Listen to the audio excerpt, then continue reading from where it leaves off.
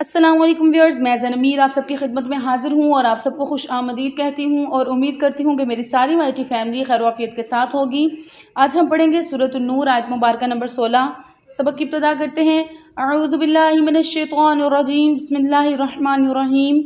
ولولا اور کیوں نہیں، اذ سمعتموہ جب تم نے سنا، قلتم کہا تم نے، ما یکون نہیں ہے، لنا ہمارے لیے، ان نتکلم یہ کہ ہم کلام کریں، بہذا ایسی بات، سبحانکا تو پاک ہے، ہاذا یہ بہتان ہے، عظیم بڑا۔ اس آیت مبارکہ میں حضرت ام المؤمنین حضرت عائشہ صدیقہ رضی اللہ تعالیٰ عنہ پر جو بہتان لگایا گیا تھا اس کے متعلق مومنوں سے اللہ تعالیٰ تنبیہ فرما رہے ہیں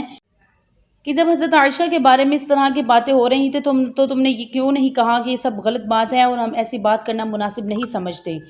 اس کے علاوہ ولولا سمعتموہ قلتم میں اس سے پہلے والی جو آیت نمبر 13 تھی اس میں یہ ادب سکھایا گیا تھا کہ اچھے لوگوں کے بارے میں کوئی نامناسب بات سنی جائے تو اس کے متعلق اچھا گمان رکھنا لازم ہے۔ اب اس کے متعلق اللہ تعالیٰ اس آیت میں دوسرا ادب بیان فرما رہے ہیں کہ اگر کوشش کے باوجود کوئی وسوسہ یا خیال دل میں آ جائے تو اسے زبان پر ہرگز نہ لایا جائے، کیونکہ رسول اللہ صلی اللہ علیہ وآلہ وسلم نے فرمایا کہ اللہ تعالیٰ نے میری امت کے لیے ان باتوں سے درگزر فرمایا جو وہ اپنے دل میں کریں جب تک وہ اسے اپنے قول یا عمل میں نہ لائیں۔ یعنی جب تم نے یہ بات سنی حضرت عائشہ کے بارے میں تو بجائے اس سے کہ اس پر تم خاموش رہتے یا اس پر یقین رکھتے یا اسے آگے پھیلاتے، تم نے سنتے ہی یہ کیوں نہ کہا کہ ہمارا حق نہیں ہے کہ ہم یہ بات زبان پر لائیں، بلکہ ایسی بات سے اپنی شدید نفرت کے اظہار کے لیے ساتھ یہ بھی کہنا تھا، سبحانک ھذا بہتان عظیم،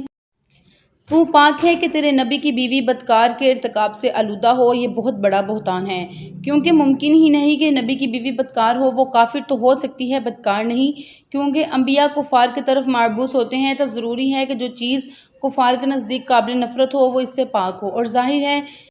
عرب میں رہنے والے پہلے لوگوں کے نزدیک بھی بدکاری حرام تھی، نامناسب تھی، تو ایسے ہو ہی نہیں سکتا کہ اتنے اعلیٰ و عرفہ اللہ تعالیٰ کے نبی ان کی بیوی بدکار ہو۔